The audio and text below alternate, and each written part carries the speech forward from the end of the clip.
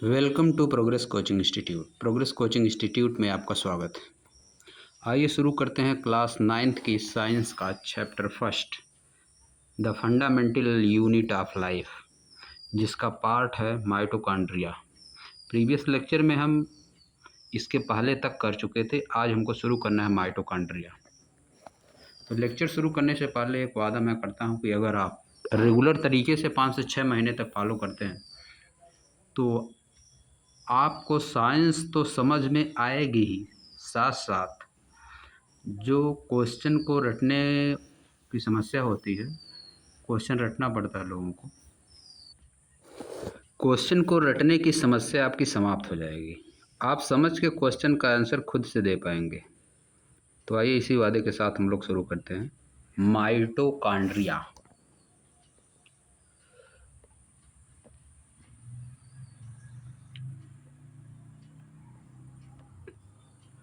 Mitochondria are known as the powerhouses of the cell। Mitochondria को power house, cell का power house माना जाता है। यानी यह सेल को एनर्जी प्रदान करता है, सेल के डिफरेंट पार्ट को एनर्जी प्रोवाइड करता है। Mitochondria have 2 membrane covering. Mitochondria के पास 2 मेम्ब्रेन की कवरिंग होती है। The outer membrane is porous. अंदर वाला जो मेम्ब्रेन होता है वह पोरस। अब पोरस क्या चीज़ है? पोरस का मीनिंग होता है छिद्रों से भरा हुआ, जिसमें छोटे छोटे होल होते हैं, उसे कहा जाता है पोरस। यानी जो सेल का आउटर मेम्ब्रेन होता है, माइटोकॉन्ड्रिया के जो सेल के अंदर माइटोकॉन्ड्रिया का आउटर मेम्ब्रेन होता है, उसमें छोटे छोटे छिद्र होते हैं, जैसे जाल की तरह होता है।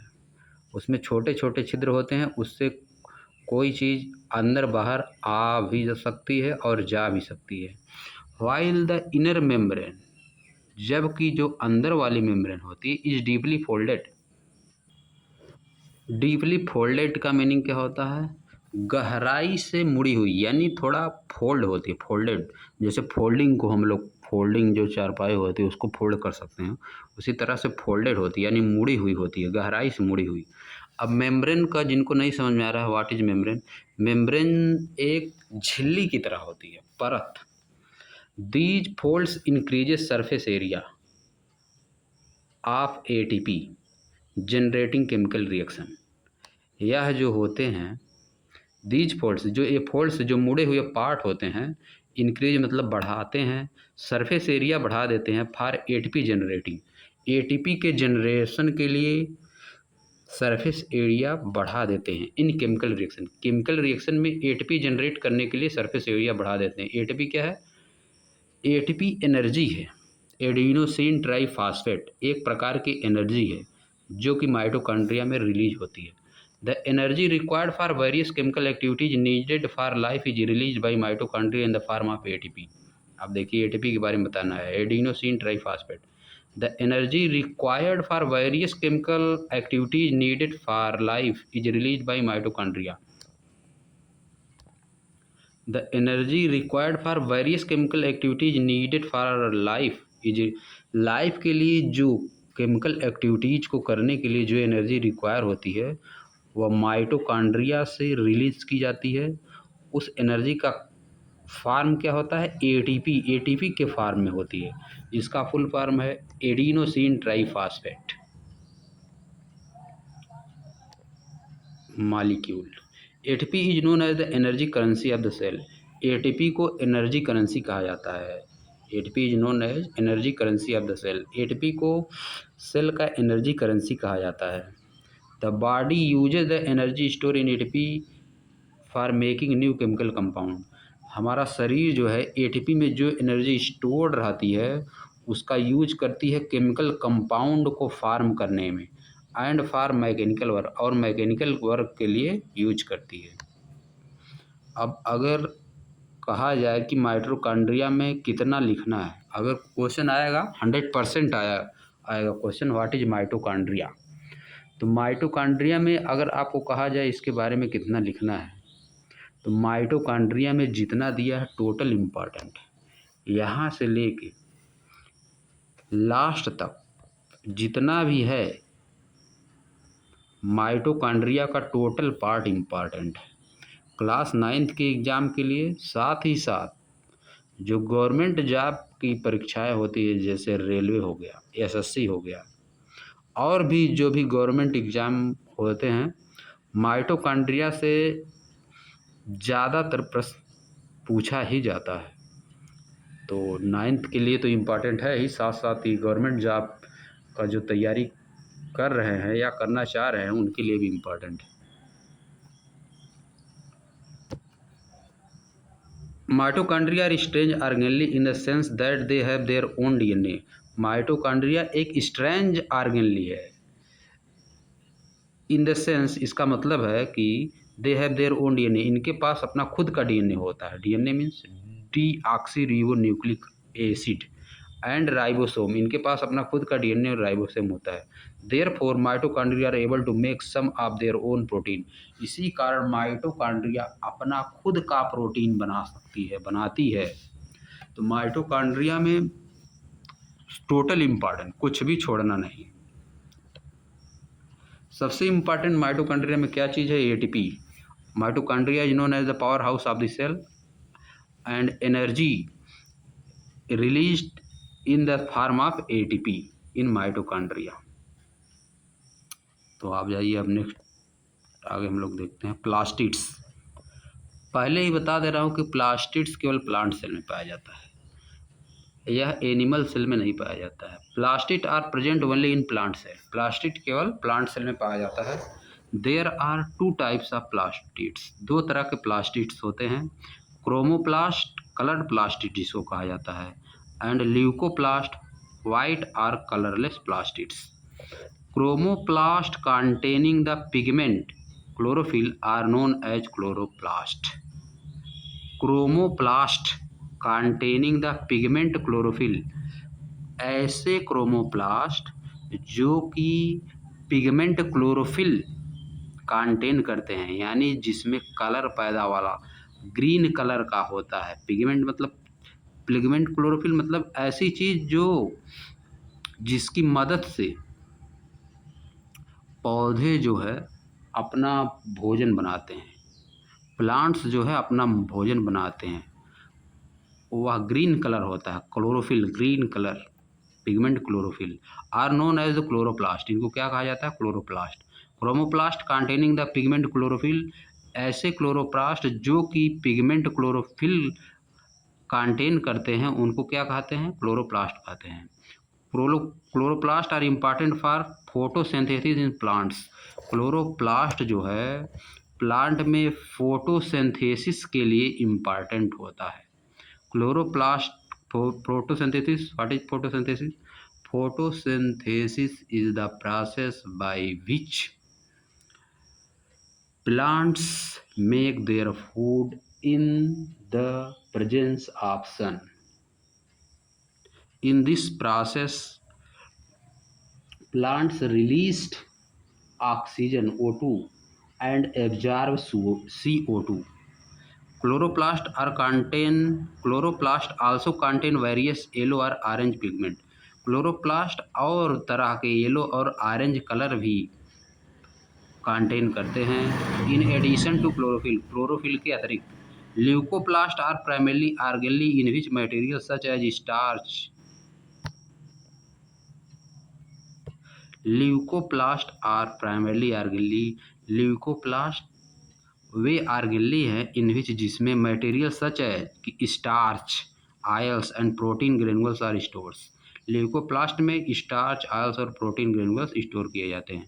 The internal organisation of chloroplast consist of numerous membrane layer, जो क्लोरोप्लास्ट का इंटरनल ऑर्गेनाइजेशन होता है उसमें कई मेम्ब्रेन्स लेयर होती हैं, झिल्ली की तरह लेयर होती हैं।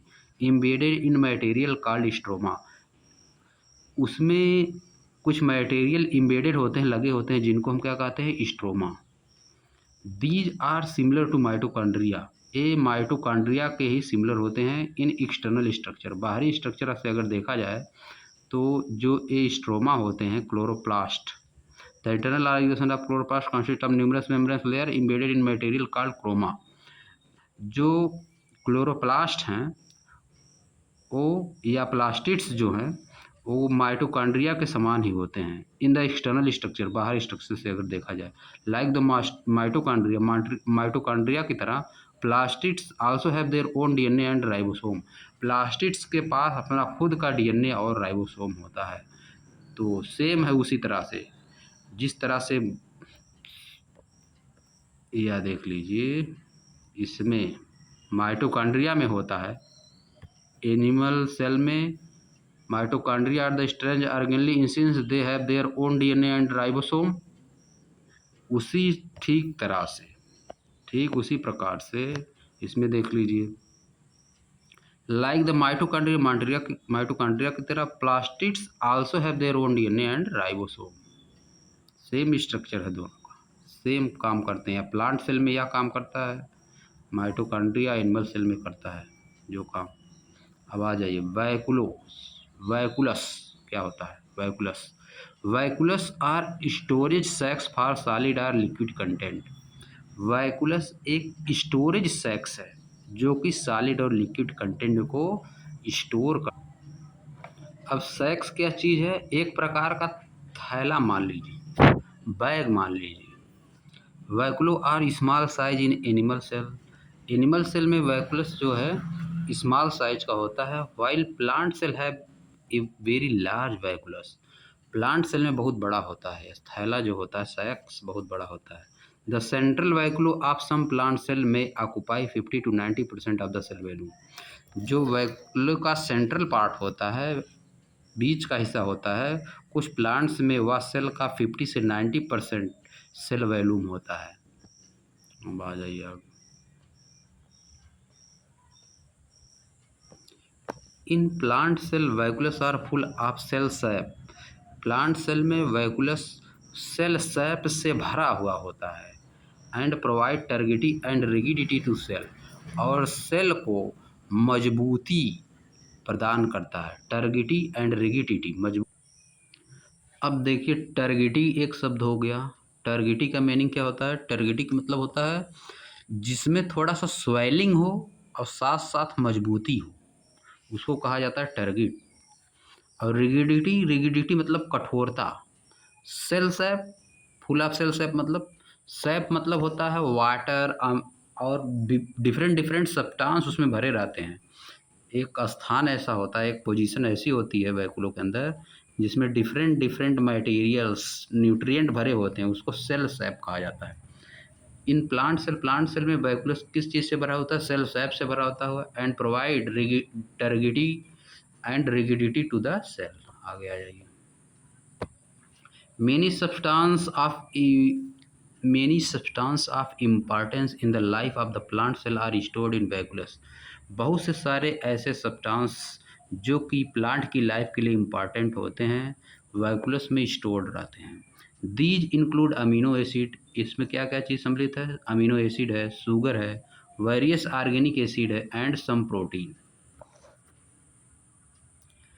इन single celled organism like amoeba, एक सिंगल सेल के ऑर्गेनिज्म में जैसे कि amoeba, the food vacuole contain the food item. Food vacuole जो है फूड आइटम कंटेन करता है, that the amoeba has consumed, जिसको कि अमीबा कंज्यूम करता है। इन सम यूनिसेलुलर ऑर्गेनिज्म, कुछ ऐसे ऑर्गेनिज्म जिनके पास एक सेल होती है, कुछ ऐसे ऑर्गेनिज्म जिनके पास एक सेल होती है, स्पेशलाइज्ड वैकुलो, जो स्पेशलाइज्ड वैकुलो होता है, also play important role in expelling excess water. वह इम्पॉर्टेंट रोल प्ले करता है जो एक्सेस वाटर होते हैं सेल के अंदर उनको बाहर निकालने में, and some waste from the cell, और वेस्ट को शरीर सेल से बाहर निकालने में भी मदद करता है। अब आ जाइए आगे। Each cell thus acquire its structure and ability to function because of the organization of its membranes and organelle in specific way। Each cell मतलब प्रत्येक सेल इस प्रकार एक्वायर्स इस स्ट्रक्चर अपना स्ट्रक्चर प्राप्त करती है एंड एबिलिटी टू फंक्शन और फंक्शन करने की एबिलिटी प्राप्त करती है बिकॉज मतलब क्योंकि because of the organisation of its membrane अपनी मेम्ब्रेन के ऑर्गेनाइजेशन के कारण एंड ऑर्गेनली के ऑर्गेनाइजेशन के कारण इन स्पेसिफिक वे विशिष्ट तरीके से स्पेसिफिक वे में ऑर्गेनली और मेम्ब्रेन के ऑर्गेनाइजेशन के कारण कोई भी सेल अपना स्ट्रक्चर एक्वायर करती है और फंक्शन करती है। द सेल दस है जो बेसिक स्ट्रक्चरल ऑर्गेनाइजेशन इस प्रकार सेल के पास एक बेसिक स्ट्रक्चरल ऑर्गेनाइजेशन होता है। This help the cell to perform function यह हेल्प करता है सेल को परफॉर्म करने में फंक्शन जैसे कि रेस्पायरेशन हो गया सांस लेना, ऑब्टेनिंग न्यूट्रिशन न्यूट्रिशन लेना एंड क्लियरिंग वेस्ट मटेरियल और वेस्ट मटेरियल को बाहर निकालना और फार्मिंग न्यू प्रोटीन या नए प्रोटीन को बनाना। दस इस प्रकार the cell is the fundamental structural unit of living organism. Cell fundamental structural unit है लिविंग ऑर्गेनिज्म के लिए। It is also the basic functional unit of life.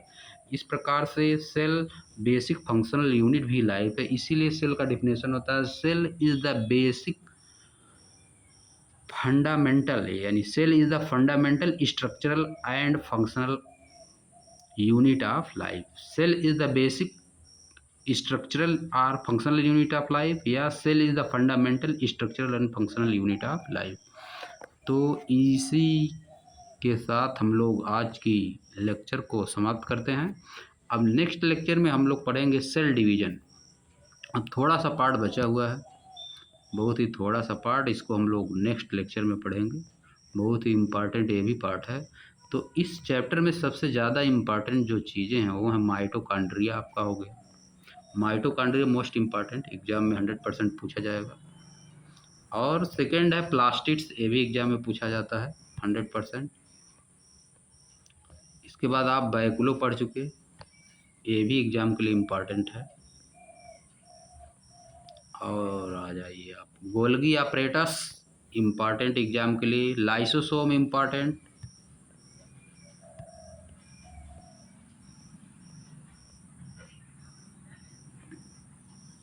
Cell organelle exam के लिए important. Difference between eukaryotic and prokaryotic cell important है। Difference between prokaryotic cell and eukaryotic cell important, exam के लिए most important.